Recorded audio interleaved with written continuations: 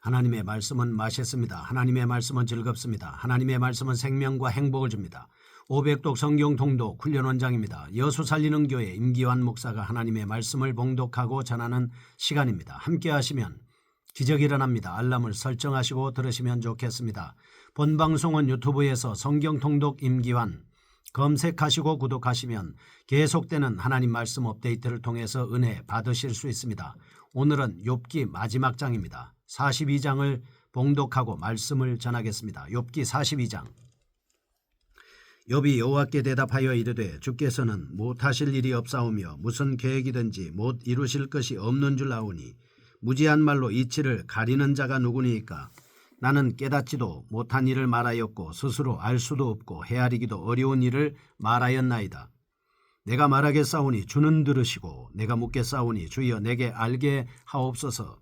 내가 주께 대하여 귀로 듣기만 하였사오나 이제는 눈으로 주를 배옵나이다. 그러므로 내가 스스로 거두어드리고 티끌과 제 가운데에서 회개하나이다.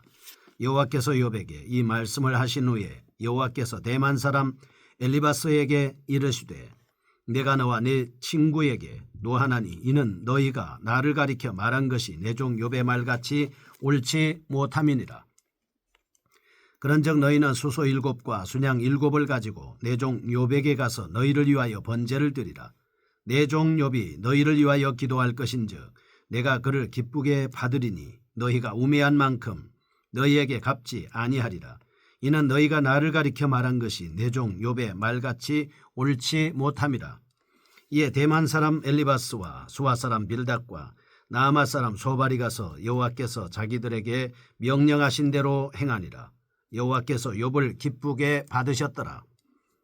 욥이 그의 친구들을 위하여 기도할 때 여호와께서 욥의 곤경을 돌이키시고 여호와께서 욥에게 이전 모든 소유보다 갑절이나 주신지라.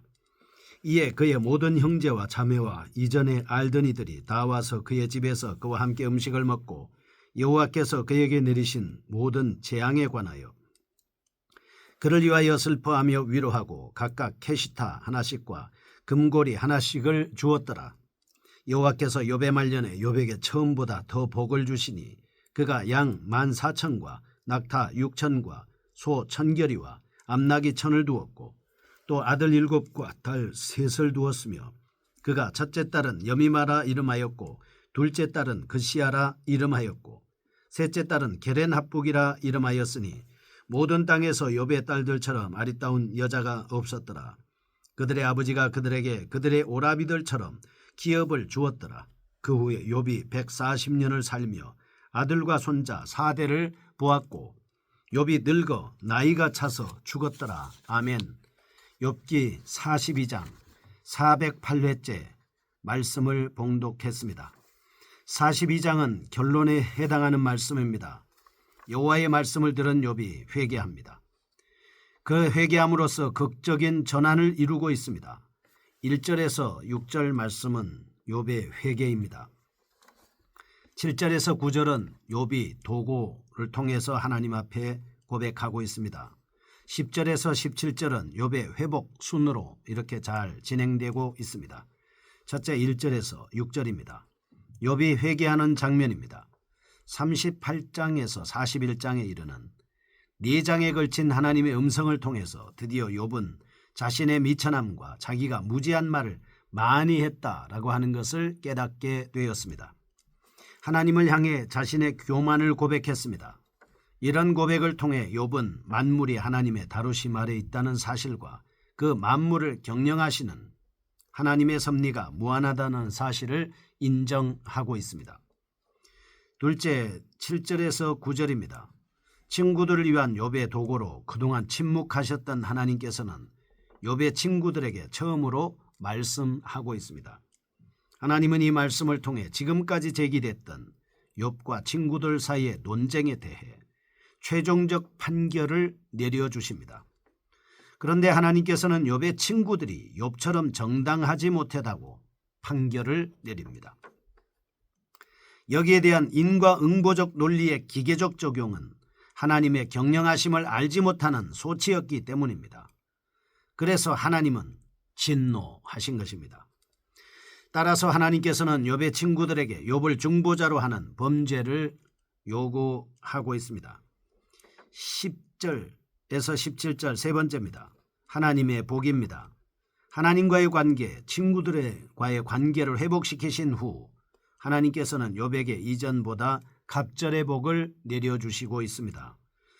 하나님께서는 욥이 잃었던 재산에 대해 갑절의 복으로 배려하십니다. 이러한 배려를 하신 것은 욥이 바른 물질관을 가졌기 때문인 듯 보입니다. 또한 하나님께서는 잃었던 자녀들을 다시 허락하시는데 10명의 자녀를 그대로 주셨습니다. 그중에 특히 주목할 내용은 욥의 딸들에 대한 사항입니다. 본서가 쓰여진 시대적 배경을 족장시대라고 생각할 때 딸에게는 오라비가 없을 경우에만 산업이 주어지는 관례가 있었습니다. 그러나 욥의 경우에는 아들들이 있었음에도 불구하고 딸들에게 기업을 베풀고 있다 하는 장면을 볼 수 있게 됩니다. 이는 고난 후 욥에게 베풀어진 복이 딸에게까지 분깃이 주어질 만큼 크다는 사실을 나타내고 있습니다. 거대한 복을 받았기 때문에 딸들에게까지 나누어 줬다라고 하는 사실이죠. 얼마나 하나님 앞에 큰 복을 받았으면 이렇게 나눌 수 있는 복을 누릴 수가 있었겠습니까? 욥은 여기에다가 장수의 복까지 받았습니다. 손자 4대를 보게 됐습니다. 그리고 나서 욥이 고난 이후 가장 큰 복의 사람이었다는 것을 강조하기 위해서 그가 재산, 자녀, 수명에서 누린 복을 자세하게 묘사하고 있습니다. 42장을 통해서 우리가 특징을 살펴보겠습니다. 첫째, 오늘날의 관점에서 볼 때 42장의 끝맺음은 유치하게 보일 수는 있습니다. 구약시대 관점에서 욥이 하나님과의 관계를 회복하였다는 것이 바로 특징입니다. 정당성이 입증되었다라고 하는 사실을 표현하는 한 방법일 수 있습니다. 둘째, 비록 욥이 제 가운데서 자신의 죄를 회개하였지만 그것이 친구들이 힐난한 죄에 대한 회개는 아니었습니다. 자신을 낮추는 이러한 욥의 모습과 태도 그리고 그에 따른 복의 결과들을 통해 본서의 대단원의 막을 내리고 있습니다. 셋째, 본서의 결말에 해당하는 42장 중에서 1절에서 6절은 실체를 다루고 있지만 하나님의 판결과 욥의 회복에 대해서 다루고 있습니다. 7절에서 17절은 서론처럼 산문 형식으로 구성되어 있습니다. 로마서 8장 28절 말씀이 진리인 것처럼 진정 사랑하는 자가 백성을 향한 하나님의 다스림이라는 것은 협력된 선인 것입니다. 성도는 언제 어디서든지 오직 하나님만이 우리의 구세주임을 깨달아 하나님께 전적으로 순종하고 의지하는 신앙을 가져야 하는 것입니다. 1절에서 9절 욥의 회개와 도고에 대한 말씀을 살펴보겠습니다. 첫째 1절에서 6절 하나님을 향한 두 번째 욥의 응답입니다. 욥은 2절에서 하나님의 긴 말씀을 통해 자신에게 닥친 고난이 하나님의 섭리 속에 있었다는 사실을 깨닫게 됩니다. 주께서는 못하실 일이 없사오며 무슨 계획이든지 못 이루실 것이 없는 줄 아오니 라고 이렇게 말씀을 통해서 깨닫고 있습니다. 하나님께서는 3절 무지한 말로 이치를 가리는 자가 누구니까 나는 깨닫지도 못한 일을 말하였고 스스로 알 수도 없고 헤아리기도 어려운 일을 말하였나이다 해서 변론을 요청하고 중재자를 요구했던 일입니다. 의로운 자신에게 고난을 주신 하나님의 통치에 문제가 있었음을 역설한 일이 얼마나 무지하고 어리석은 소치에서 나온 것이었는지를 회개하고 있습니다. 이러한 욥의 회개는 6절에서 영광의 줄을 맺게 되자 더 구체적으로 나타나 욥을 티끌과 제위에 앉혔습니다. 7절에서 9절입니다. 친구들에 대한 하나님의 요구로 하나님께서는 욥의 친구 엘리바스에게 욥을 향해서 지금까지 해온 친구들의 변론이 정당하지 않다는 판결을 내리고 있습니다. 욥의 친구들은 어떤 형벌에는 분명히 죄라는 것은 원인이 있다는 인과 응보의 논리로 욥을 정죄했었습니다. 친구들의 이와 같은 논리는 개별적 의미에서 볼 때는 나름대로의 타당성이 있습니다. 그러나 그들은 이 개별성을 보편화시킴으로써 하나님을 제한해버리는 우를 범하고 말았습니다. 그리하여 새 친구들의 이러한 편벽 때문에, 우매함 때문에 하나님의 진노를 받기에 이릅니다. 때문에 하나님께서는 욥을 중재자로 하여 친구들에게 번제를 요구하신 겁니다. 우리는 욥과 그 친구들을 향한 하나님의 사랑에 주목해야 합니다. 왜냐하면 하나님 앞에서 가장 의미 있는 삶을 산다는 것은 이 사랑의 모습으로 끊임없이 우리에게 접근해 오시는 하나님을 모시고 그분과 화목하는 것이기 때문입니다. 우리는 예수 그리스도의 고난과 죽으심, 피 흘리심, 대속하신 은혜와 그 능력을 의지해야 합니다. 그럴 때 우리는 하나님과의 관계를 회복하고 하나님과 더불어 화평을 누리게 되는 것입니다. 10절에서 17절입니다. 욥의 회복과 하나님의 은총입니다. 첫째, 10절에서 11절 고난 직후에 주어진 복입니다. 하나님께서 끊어졌던 일가 친척과의 관계를 회복시켜 주심으로써 고난 직후에 욥에게 내리신 복을 가시적으로 드러내 주고 있습니다. 10절 욥이 그의 친구들을 위하여 기도할 때 여호와께서 욥의 공경을 돌이키시고 여호와께서 욥에게 이전 모든 소유보다 갑절이나 주신지라 라고 하는 말씀 이후로 전개될 내용의 서론격인 문장으로 욥이 하나님께로부터 갑절의 복을 받았으니 라고 이렇게 기술되어 있습니다.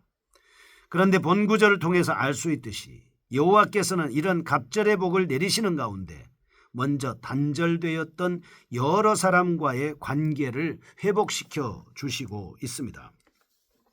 둘째입니다.